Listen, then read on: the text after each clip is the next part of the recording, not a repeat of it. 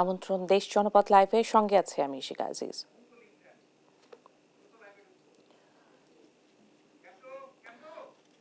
যুক্তরাষ্ট্রের নিউ ইয়র্কের টাইমস স্কোয়ারে শুরু হয়েছে খ্রিস্টীয় নতুন বছর বরণ উৎসব। আমরা সরাসরি যাচ্ছি সেখানে।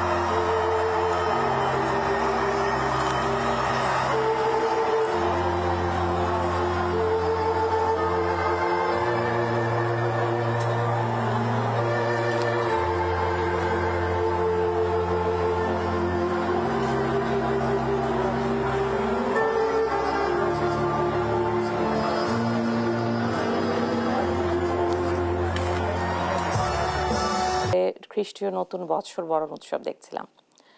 বছরের প্রথম দিনে ময়মনসিংহ চাঁপাইনবাবগঞ্জে প্রাইমারি স্কুলের শিক্ষার্থীদের মাঝে বিতরণ করা হচ্ছে নতুন বই। বিস্তারিত জানাতে যুক্ত হচ্ছেন সহকর্মী ইলিয়াস আহমেদ ও তারেক রহমান। প্রথমেই চলে যাচ্ছে ময়মনসিংহে। ইলিয়াস, নতুন বই নিয়ে শিক্ষার্থীদের মধ্যে কেমন উচ্ছ্বাস দেখছেন? পাঠ্যক্রমে কোনো পরিবর্তন এসেছে কিনা? বই উৎসব না হলেও অনেকটা আনন্দঘন পরিবেশের মধ্য দিয়ে কিন্তু আজকের বই বিতরণ কার্যক্রম চলছে। অর্থাৎ কিছুক্ষণ পূর্বেই কিন্তু আমরা দেখেছি ময়মনসিংহ জেলা স্কুলের শিক্ষকরা কিন্তু শিক্ষার্থীদের হাতে বই তুলে দিয়েছেন। অর্থাৎ শিক্ষার্থীরা যারা বই পেয়েছেন তারা কিন্তু অনেকটাই আনন্দ উল্লসিত এবং তারা নতুন বই হাতে পেয়ে কিন্তু উচ্ছ্বসিত, এবং তারা বলছেন যে বছরের শুরুতেই বই পাওয়ায় তাদের যে পড়ার স্পৃহা সেটি কিন্তু আরো বেড়ে যাবে, সেই বিষয়টি বলছিলেন। এবং আমরা এই বিষয়টি নিয়ে কিছুক্ষণ আগে বই বিতরণ কার্যক্রমে উপস্থিত ছিলেন জেলা প্রশাসক মফিদুল আলম, তার সঙ্গেও কিন্তু কথা বলেছিলাম। তিনি বলছেন যে যারা এখনো পর্যন্ত বই পাননি, অর্থাৎ নানান সমস্যার কারণে বই কিন্তু শতভাগ এখনো পর্যন্ত ময়মনসিংহের পৌঁছায়নি, অর্থাৎ অতি শীঘ্র কিন্তু তারা সেই বই ময়মনসিংহে সেই বই কিন্তু আনার চেষ্টা কিন্তু তারা অব্যাহত রেখেছেন, সেই বিষয়টি বলছিলেন। অর্থাৎ ছোট ছোট ছেলেমেয়েরা বই পেয়ে কিন্তু অনেকটাই উল্লসিত। জানতে চাই, আজকে তুমি বই পেয়েছো, কেমন লাগছে তোমার? আমার অনেক খুশি লাগছে, আমি অনেক আনন্দিত। আর আমি এসব বই নিয়ে পড়বো, ভালোভাবে শিখবো, বড় মানুষ। হ্যাঁ, শিশুরা বলছিলেন যে তারা অনেকটাই উল্লসিত, আনন্দিত। এবং আমরা যদি আরেকজনের সঙ্গে একটু যুক্ত হতে চাই, জানতে চাই, তুমি তো ক্লাস 9-এ পড়ো, হাতে বই পেয়েছো, কেমন লাগছে তোমার? যে আসলে বই পাওয়াটা অত্যন্ত আনন্দদায়ক একটি অনুভূতি একজন শিক্ষার্থীর জন্য, এবং সেই বইটি যদি আমরা আসলে বছরের প্রথম দিন পেতে পারি তাহলে আসলে বইয়ের যে একটি ঘ্রাণ রয়েছে সেই ঘ্রাণটি আসলে আমাদের জন্য অত্যন্ত আনন্দদায়ক হয়। এবং এর পাশাপাশি আমাদের যে সারা বছর আছে, সারা বছরে আমাদের যে সঙ্গী, যে আমরা এই বইটি পেয়েছি, এই বইটি আমরা সারা বছর আমাদের সাথে রাখবো এবং রাখার মাধ্যমে কিন্তু আমরা আমাদের দেশের মুখ উজ্জ্বল করতে সক্ষম হব। ধন্যবাদ। বই পেয়ে কিন্তু একেবারেই উল্লসিত শিক্ষার্থীরা। তারা বলছেন সেই বইগুলো কিন্তু তারা পরম যত্নে রাখবেন এবং সেইগুলো কিন্তু পড়াশোনার মাধ্যমে দেশ গঠনে তারা ভূমিকা রাখবেন, সেই বিষয়টি কিন্তু তারা বলছিলেন। আরো অনেকেই কিন্তু বই পেয়েছেন। জানতে চাই, তুমি বই পেয়েছো, তোমার কেমন লাগছে? পড়াশোনা এখন নিয়মিত করবা কিনা? আমার অনেক ভালো লাগছে, বই পেয়ে পড়াশোনা করবে, ভালো মতো করবে। শিশুরা বলছিলেন যে তারা বই পেয়ে অনেকটাই উল্লসিত এবং তাদের যে পড়াশোনা সেটি কিন্তু তারা নিয়মিত চালিয়ে যাবেন, সেই বিষয়টি বলছিলেন। এবং যারা এখনো পর্যন্ত বই পাননি, শিক্ষকরা বলছেন যে তারা অচিরেই বই পেয়ে যাবেন এবং তারা কিন্তু সেই অপেক্ষায় রয়েছেন। এছাড়াও কিন্তু সফট কপি রয়েছে, সেই কপি থেকে কিন্তু ডাউনলোড করে শিশুরা কিন্তু পড়াশোনা তাদের যে কার্যক্রম সেটি কিন্তু অব্যাহত রাখতে পারবেন বলে সংশ্লিষ্ট কর্তৃপক্ষ আমাদেরকে জানিয়েছেন। এই ছিল আমার কাছে ময়মনসিংহের বই বিতরণ নিয়ে সর্বশেষ। আমরা এই বিষয়ে জানতে এখন চলে যাব চাঁপাইনবাবগঞ্জে, সেখান থেকে যুক্ত হবেন আমাদের সহকর্মী তারেক। ইলিয়াস, আপনাকে ধন্যবাদ। আমি এই মুহূর্তে আছি চাঁপাইনবাবগঞ্জের গ্রিন ভিউ উচ্চ বিদ্যালয় মাঠে। আপনারা দেখতে পাচ্ছেন ইশিকাকে সকাল থেকে কিন্তু আনুষ্ঠানিকতা না থাকলেও প্রায় বই বিতরণ শুরু করেছেন স্কুল কর্তৃপক্ষ। এবার কোনো তবে আনুষ্ঠানিক তেমন যে উদযাপন, সেই উদযাপন নাই। তো সকাল থেকে শিক্ষার্থীরা অপেক্ষা করছেন কখন তাদের হাতে সেই কাঙ্ক্ষিত নতুন বই তারা পাবেন, কিন্তু সেই বই বিতরণ কিন্তু শুরু করেছে স্কুল কর্তৃপক্ষ। আপনি দেখতে পাচ্ছেন যে 1, 2, 3, 4 মানে প্রাইমারি স্কুলে বই বিতরণ করা হচ্ছে এবং শুধুমাত্র মাধ্যমিকের 7ম শ্রেণীর বই বিতরণ করা হচ্ছে আজকে।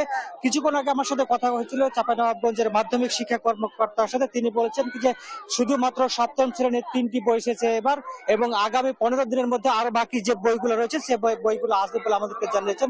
এছাড়া চাঁপাইনবাবগঞ্জের প্রাথমিক শিক্ষা কর্মকর্তা জনাব জেসির আলীর সাথে আমার কথা হয়েছিল। জেসির আলী আমাকে জানিয়েছেন যে এবার চাহিদা মতো প্রায় 80% বই তারা পেয়ে গেছেন। আগামী যে 20% চাহিদা বাকি আছে তারা আর 15 থেকে 20 দিনের মধ্যে পেয়ে যাবেন বলে আমাদেরকে তারা জানিয়েছেন। আমরা একটু কথা বলতে চাই আসলে আজকে যে তোমরা বই পাবা, কেমন লাগছে? তোমরা কেমন অপেক্ষা করছো?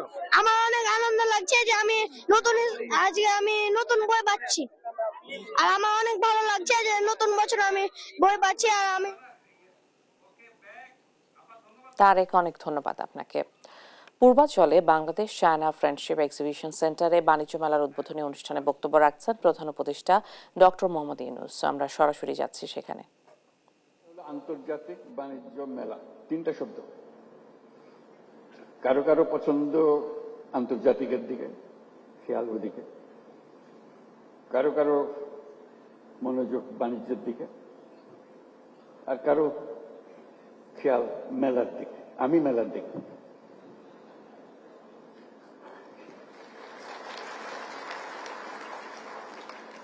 ভালো লাগে মেলা,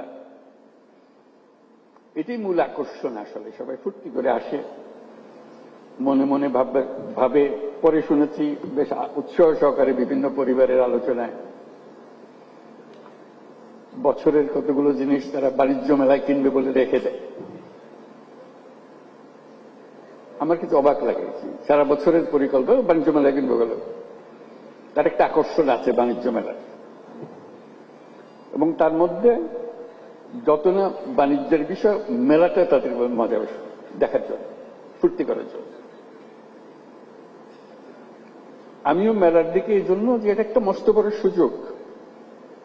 মানুষ যেহেতু আকৃষ্ট হয়, তার কাছে কথাগুলো তুলে ধরা, তার চিন্তার মধ্যে ঢুকিয়ে দেওয়া,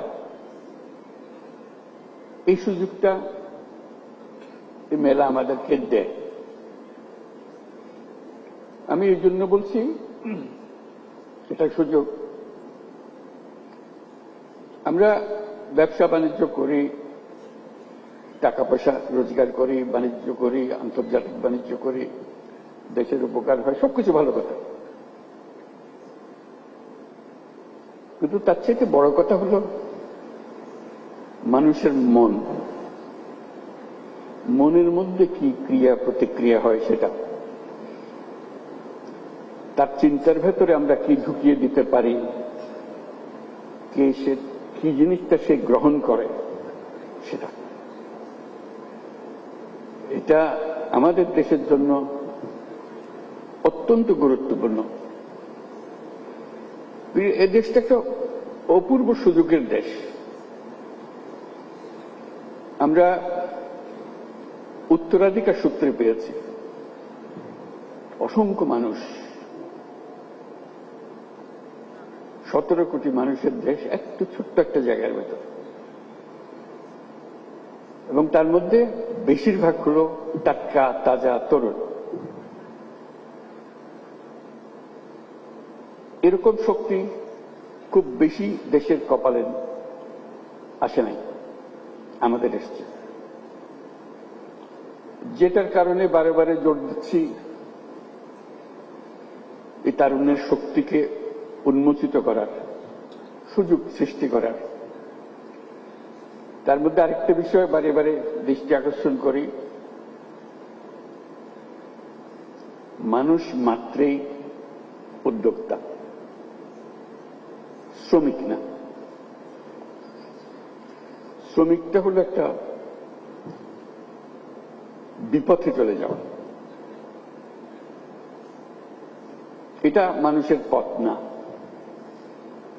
মানুষের পথ হলো সৃষ্টি করা, নিজের মনের মধ্যে যা আছে তা সৃষ্টি করা, অন্যের হুকুমে সৃষ্টি করা না। এটা হলো তফাৎ। একটা হলো অন্যের হুকুমে, একটা হলো নিজের উদ্যোগে, নিজের চিন্তায়, নিজের ভাবনায়, নিজের ফুর্তিতে। এই মেলা আমাদেরকে আবার সেই সৃষ্টির সুরসুরিটা দেয়। এই মেলা একটা সুযোগ দেয় একজনেরটা দেখে আরেকজনের মাথায় সুরসুরি দেওয়া। এই সুযোগটা যেন আমরা গ্রহণ করতে পারি।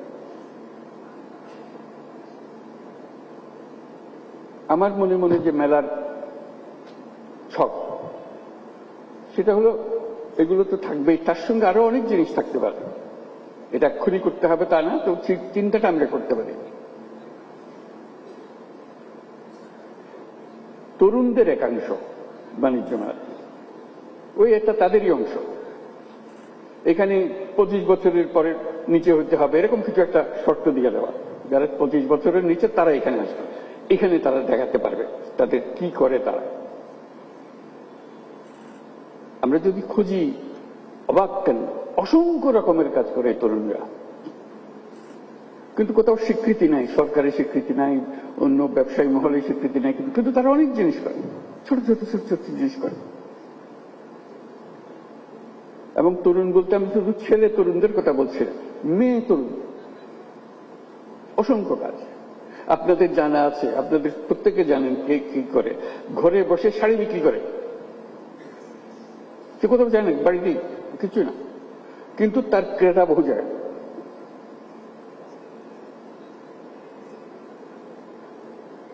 গৃহিণী, বয়স্ক মহিলা, 4-5 ছেলে মেয়ের মা ব্যবসা করছে। কি করে? রান্না করে খাওয়া। অর্ডার তো 3 দিন আগে দিতে হয়, কি কি চান, কি কি জিনিস, ঠিক রান্না করে আপনার বাড়িতে পৌঁছে দিচ্ছে। কোন স্বীকৃতি নাই। আমাদের একাংশ থাকবে শুধু এদেরকে দেখানো, যারা অত্যন্ত চমৎকার বুদ্ধি নিয়ে এই দুনিয়ার সব কাজের ফাঁকে দিয়ে সে একটা ব্যবসা নিজে সৃষ্টি করে ফেলেছে।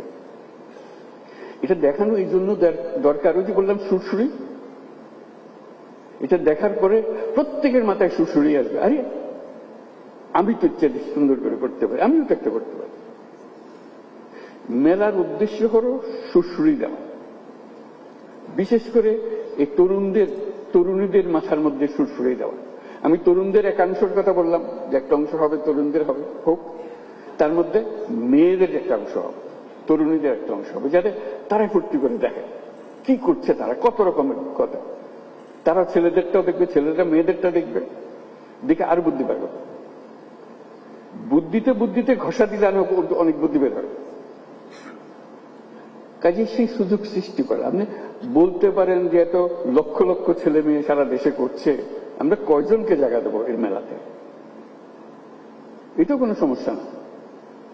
এই মেলার প্রস্তুতি সারা বছর ধরে চলবে, জেলায় জেলায়, উপজেলায় উপজেলায় বাছাই করা কে ফাইনাল মেলাতে জায়গা পাবে, কার বুদ্ধি সবচেয়ে বেশি, এই উপজেলাতে কার বুদ্ধি বেশি। আমি উপজেলাতে বলছি যে ওরা কি করবে, অবাক কাণ্ড করে।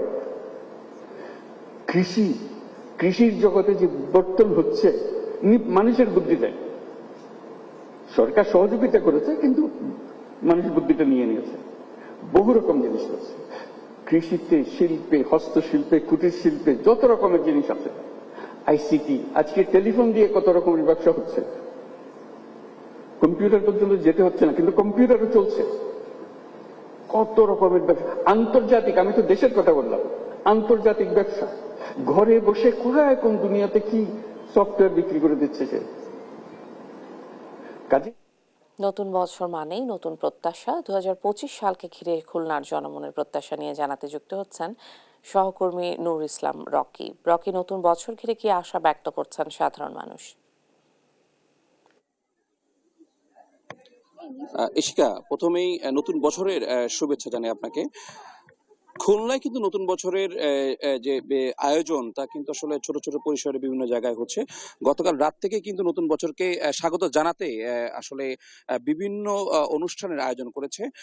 আমরা বিভিন্ন শিক্ষা প্রতিষ্ঠান ঘুরেছি, বিভিন্ন বিশ্ববিদ্যালয়ে ঘুরেছি, কয়েকজনের সাথে কথা বলেছি। তাদের মূলত যে উদ্দেশ্য যে নতুন বছরে তারা বিগত বছরে যত গ্লানি আছে এগুলো মুছে আসলে সামনের দিকে এগিয়ে যেতে চায়। আমরা একটু কথা বলবো এখন যেখানে আছি, যে নতুন বছরে আপনার কি প্রত্যাশা আমাদের একটু বলবেন। আসলে নতুন বছর উপলক্ষে আমাদের যে প্রত্যাশা, বিগত দিনে আমরা দেখেছি দীর্ঘ 15-16 বছর একটা স্বৈরাচার শাসক ছিল এই দেশে, যিনি খুব অত্যাচারের ভিতর থেকে এই দেশ শাসন করেছে। আমরা এরকম অত্যাচার আর কোনো সরকার দ্বারা চাই না। যে সরকারই আসুক, আমরা একটা সুসংগঠিত ভাবে একটি সুন্দর দেশ গড়তে চাই। এবং ধন্যবাদ। আপনি আমরা আরেকটু জানতে চাইবো যে এই যে আপনি বিশ্ববিদ্যালয়ের স্টুডেন্ট, নতুন বছরে আপনার কি প্রত্যাশা?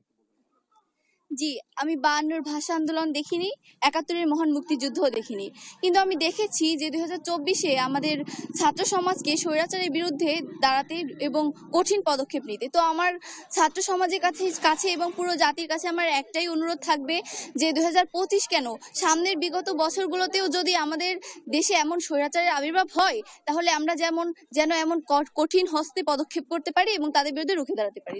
ধন্যবাদ। আমরা আরেকটু শুনবো যে আপনার কাছে নতুন বছরটা আসলে কিভাবে চাচ্ছেন আমাদের? 2025 সাল আমাদের কাছে অন্যান্য বছরের চেয়ে ভিন্ন। আমরা চাই 2025-এ যে ফ্যাসিবাদ বিতাড়িত হয়েছে 2024-এ, আমরা চাই ফ্যাসিবাদ যেন প্রতিটা সেক্টর থেকে বিতাড়িত হয়ে জুলাই বিপ্লবের স্পিডের আলোকে আমাদের দেশ পরিচালিত হয়, এটাই আমাদের প্রত্যাশা থাকবে। ধন্যবাদ। দর্শক, আপনারা যেমনটি শুনছিলেন যে নতুন বছরে কিন্তু সর্বসাধারণের, খুলনাবাসীর যে প্রত্যাশা যে জুলাই আন্দোলনের পর যে নতুন দেশ বা নতুন যে স্বাধীনতা তারা পেয়েছে, এই স্বাধীনতাকে তারা ধরে রাখার জন্য আগামীতে তারা ভালো কাজ দেখতে চায় বর্তমান যারা দায়িত্বরত আছে দেশের, তাদের জন্য। পাশাপাশি এই সরকারের কাছে সাধারণ শিক্ষার্থী এবং সাধারণ মানুষের যে দাবি, সেটা হচ্ছে যে বিগত সরকারের আমলে যে অনিয়ম দুর্নীতি হয়েছে, এই অনিয়ম দুর্নীতি তারা বিচার দেখতে চায়। তো খুলনা থেকে নতুন বছরের প্রত্যাশা নিয়ে এটা ছিল আমার কাছে সর্বশেষ সংবাদ। ইশিকা। রকি, অনেক ধন্যবাদ আপনাকে। খুলনা থেকে জনসাধারণের প্রত্যাশার কথা জানছিলাম নতুন বছরে সহকর্মীর কাছে। দেখছেন দেশ জনপথ লাইভ। লক্ষ্মীপুরে নানান কর্মসূচির মধ্য দিয়ে পালন করা হচ্ছে জাতীয়তাবাদী ছাত্র দলের 46তম প্রতিষ্ঠাবার্ষিকী। বিস্তারিত জানাতে যুক্ত হচ্ছেন সহকর্মী সাইফুল ইসলাম স্বপন। স্বপন, কি কি আয়োজন থাকছে এবং কর্মী সমর্থকদের ভিড় কেমন দেখছেন?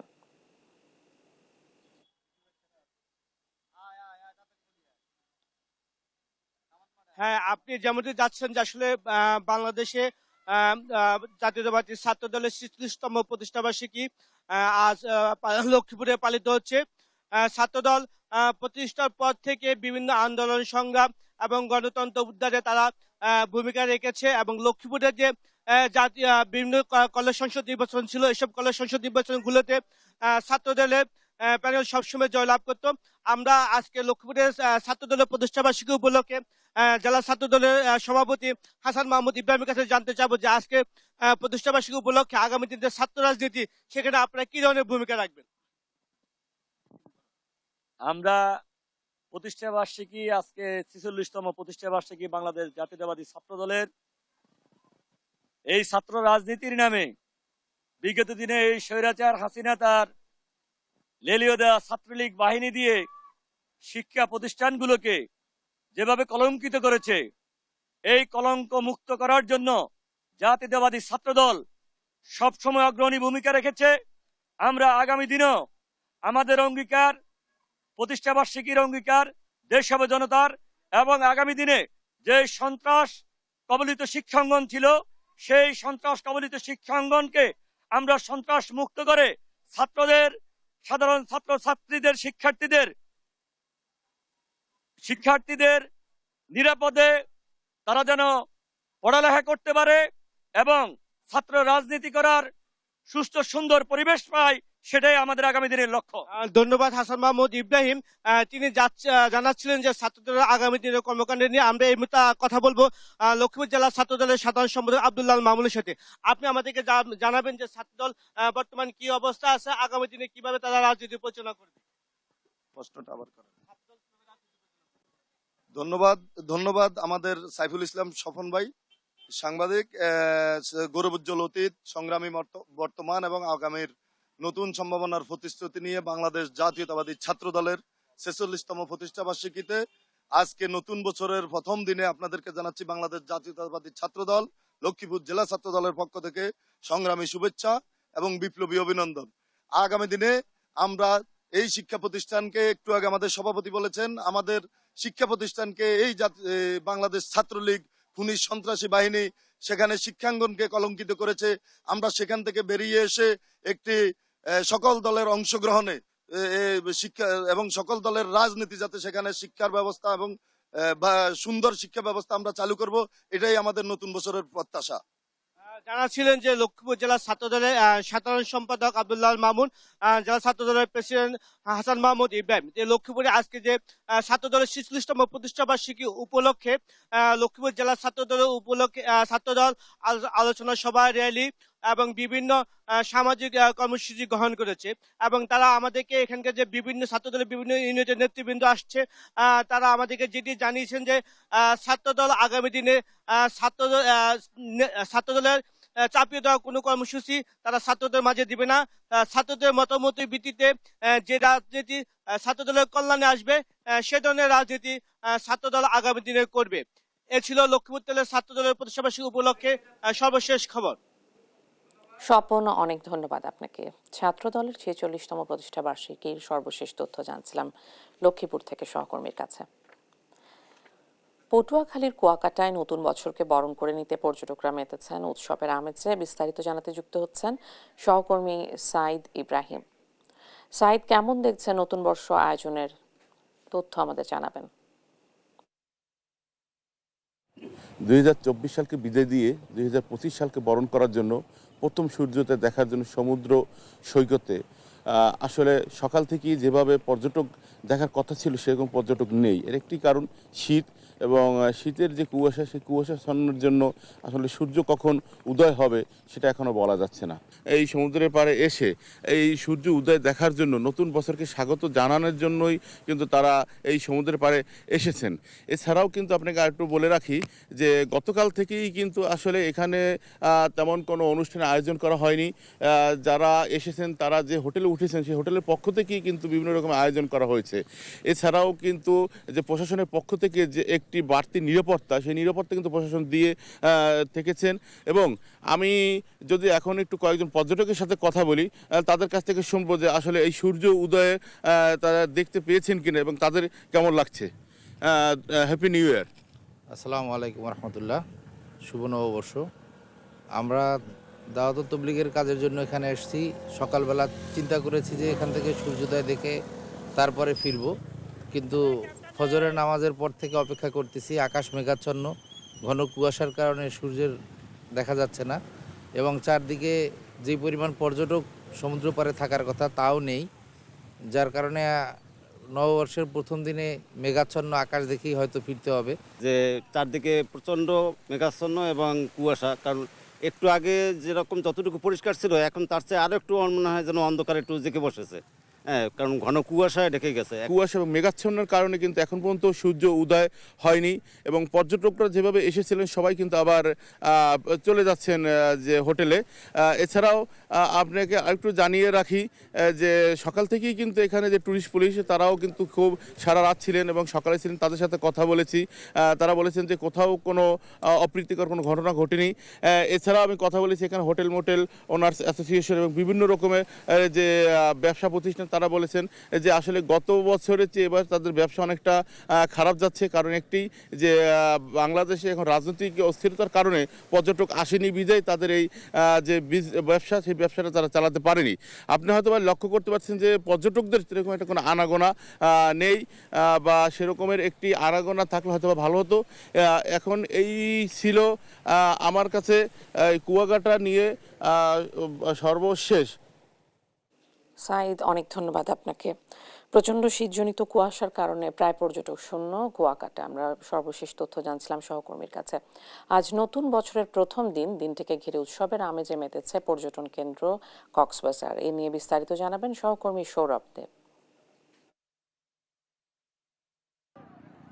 বছরের প্রথম দিন, নাগরিক জীবনের কোলাহল থেকে বেরিয়ে অনেকেই প্রত্যাশা করেন প্রকৃতির সাথে সময় কাটাবেন। আর সে কারণেই প্রতি বছর এই ইংরেজি নববর্ষের প্রথম দিনে কক্সবাজার ছুটে আসেন হাজার হাজার পর্যটক। আমি এখন আছি কক্সবাজার সমুদ্র সৈকতের সুগন্ধা পয়েন্টে। এখানে আজ প্রায় হাজার হাজার মানুষ এখন এই সমুদ্রের নীল জলরাশির সাথে সময় কাটাচ্ছেন এবং লাইফগার্ড যেটি বলছে এখন জোয়ার চলছে এবং এই জোয়ারে নিরাপদ সমুদ্র স্নান। সে কারণেই যদি একটু দেখাই আসলে এখানে মানে হাজার হাজার মানুষ এখন সমুদ্র স্নানে মেতেছে সাগরের যে নীল জলরাশির সাথে এবং নোনা জলে গা ভাসাচ্ছে সকলে এবং আনন্দ ঘন এই মুহূর্তটি অনেকেই ক্যামেরায় বন্দি করছেন এবং সেই সাথে অনেকে ঘোড়ায় চড়ছেন, পানিতে জেটস্কিতে চড়ছেন, অনেকে হাওয়াই ভাষা সেই টায়ারের মধ্যে গা ভাসিয়ে দিয়েছেন সাগরের মাঝে। এবং এই সুন্দর সকল মুহূর্তটুকু আসলে কক্সবাজার সমুদ্র সৈকত ঘিরে পর্যটকরা উপভোগ করে থাকেন এবং পর্যটন ব্যবসায়ীদের যেই হিসেব আসলে সেটি আমাদেরকে যেটি বলছে যে এই বছরের গেল বছরের একদম শেষ 2 সপ্তাহ কক্সবাজারের প্রতিটি হোটেল মোটেলেই প্রায় কক্সবাজার 450 হোটেল মোটেল রয়েছে, সবকটিরই কক্ষ একদম শতভাগ বুকিং ছিল এবং আজ বছরের প্রথম দিন তার ব্যত্যয় ঘটেনি এবং এই যে পর্যটকের ঠাসা থাকা এটি বছরের এই আরো প্রথম 2 সপ্তাহ, এই প্রথম মাসের প্রথম 2 সপ্তাহ থাকতে পারে বলে তারা আমাদেরকে জানিয়েছে। এবং গতকাল 31st নাইট ঘিরে কক্সবাজারে 4 স্তরের নিরাপত্তা ব্যবস্থায় ঢাকা ছিল এবং সেই সাথে প্রশাসন যেটি বলছে যে আগত পর্যটকরা যেন কোনো ধরনের হয়রানির সম্মুখীন না হয় সেই কারণেও আসলে বিশেষ ব্যবস্থা নেওয়া হয়েছিল এবং সেই সাথে জেলা প্রশাসনের যে পর্যটন সেলটি রয়েছে সেটিও কাজ করছে এবং এছাড়াও যদি কোনো পর্যটক হয়রানির শিকার হয় তাহলে অভিযোগ বক্সে অভিযোগ প্রদান করলেই সাথে সাথে ব্যবস্থা নেওয়া হচ্ছে। কক্সবাজার থেকে আমার কাছে এই ছিল সর্বশেষ। এই ছিল এখনকার দেশ জনপথ লাইভ। পরের বুলেটিন দেখার আমন্ত্রণ রইল। এছাড়া দেশ টিভির সর্বশেষ সব খবর পেতে ভিজিট করুন www.desh.tv। ফেসবুকে আমাদের সঙ্গে যুক্ত থাকুন দেশ টিভি অথবা দেশ টেলিভিশন পেজে। সর্বশেষ সব ভিডিও পেতে ইউটিউবে আমাদের হ্যান্ডেল @দেশ টেলিভিশন অথবা @দেশ টিভি নিউজ লিখে সার্চ করুন। ধন্যবাদ।